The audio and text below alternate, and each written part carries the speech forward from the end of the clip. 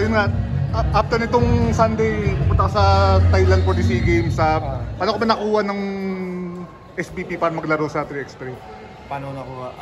Ayun, ilan na lang naman, pinaalam lang ni Coach Ronnie Manzano na kung pwede ako. Kasi ayun nga, dahil sa experience ko, at saka yun nga, kasama ko rin doon si Joseph Saluripa, and then yun nga para din sa chemistry ng Team Philippines. May konti bang gigil din or motivation kasi di ba kasama ka dun sa Cambodia?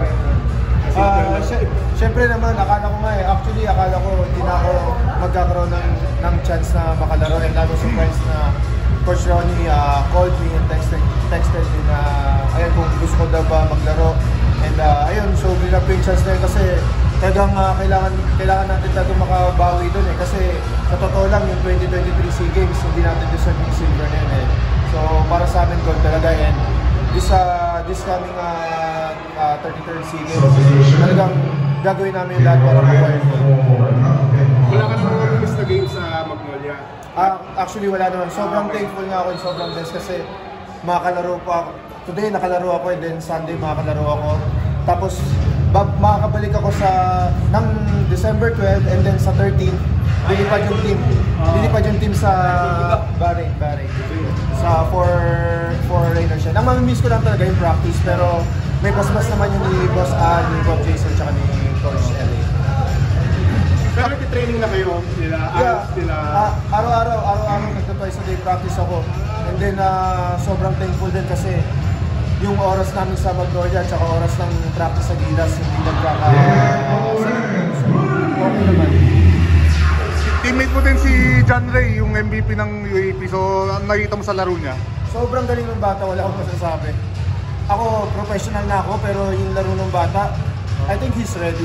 Pero siguro, he has to play pa for how many years pa sa UAP. Pero yung bata, sobrang galing. And then ako nga mismo nagugulat Akala ko ititira na niya, yung pa pala, sa akin pa pala. Tapos magulat ako, hindi pa pala ako. Magaling talaga yung bata. So, yung MVP na award niya, deserve na talaga yun. Wala akong masabi sa bata, magaling talaga.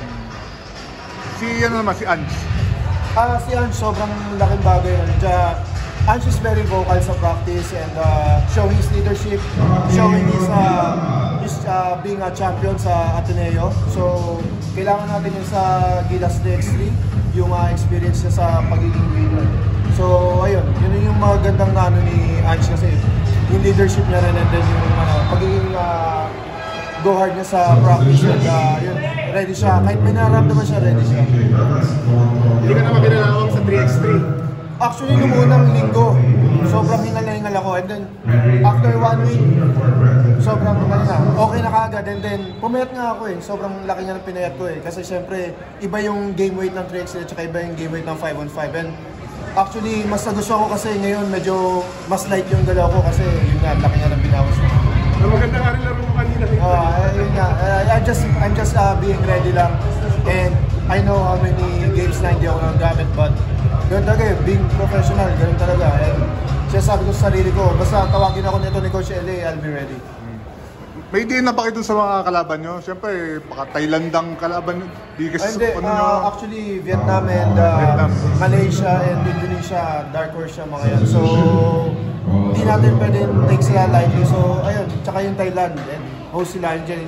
Siyempre, sa kanila, goal nila, gusto nila mag-overall champions. Pero, ang magagawa talaga natin dyan, talagang pigilan yun. Hindi yung makuha nila ng basta-basta. Basta kami, ang gusto talaga namin ng goal. Ang goal talaga ng team is goal. Podium finish goal. Isa ba si Almond? Nagkabatihan kayo kanina? Oo. Na-miss mo nga yan si Cap kaso lang, yun nga, siguro may pag-predict si Almond and ayun, baka siguro hindi siya pwede. For sure, may mo rin ka lang ng reaction. Oo naman, grabe yan.